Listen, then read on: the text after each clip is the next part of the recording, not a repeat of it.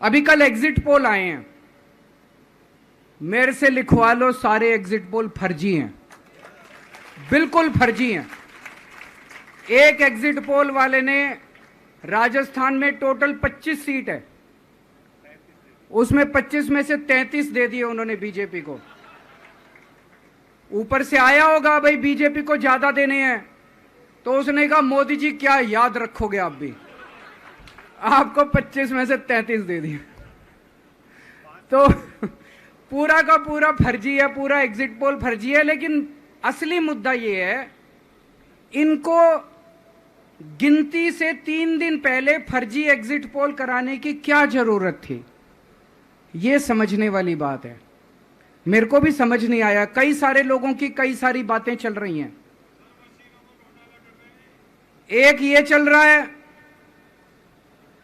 कि इन्होंने मशीनों का घोटाला कर दिया, लेकिन मैंने संदीप पाठक को भी बोला है और मैं सारे इंडिया गठबंधन की पार्टियों को बोलना चाहता हूं, अपने अपने काउंटिंग एजेंट को बोल दो पूरी तरह से सतर्क रहे। आखिरी तक अगर हार भी रहे हैं तब भी उठ के ना आए। कई बार क्या होता है, 1 राउंड में, 2 राउंड में, 3 राउंड में हार गए तो उठ के चले जाते हैं। उठ के नहीं जाना, सबसे लास्ट में रैंडम जितने बूथ होते हैं, ईवीएम मशीन होती है, उसकी पर्चियां पड़ती हैं। उन पर्चियों में से 5% पर्चियां उठाई जाती हैं। उन 5% ईवीएम की मैचिंग वीवीपैट की स्लिप से कराई जाती है।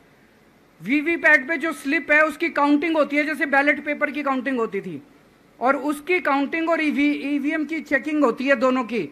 एक भी मशीन अगर मैच ना करे तो वहां चुनाव रद्द कर दिया जाता है।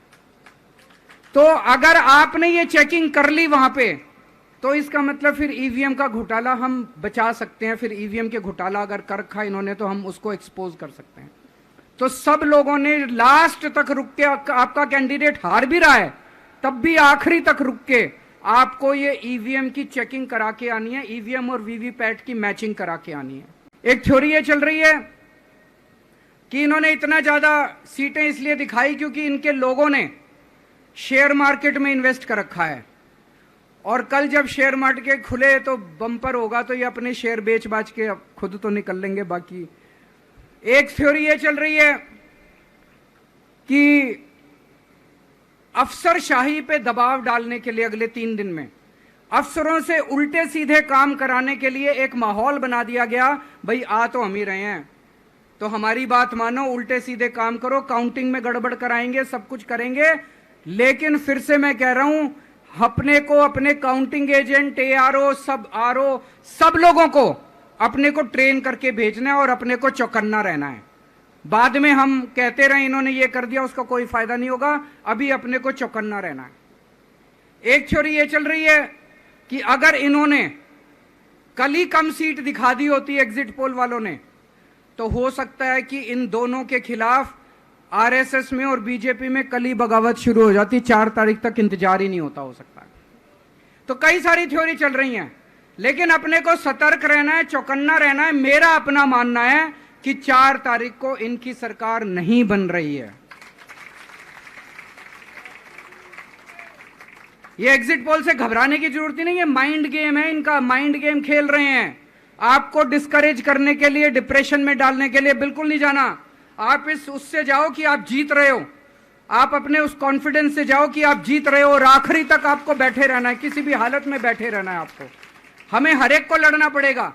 ये चुनाव किसी पार्टी का या किसी नेता विशेष का नहीं है। ये चुनाव इस देश को बचाने के लिए है, इस देश में जनतंत्र को बचाने के लिए है।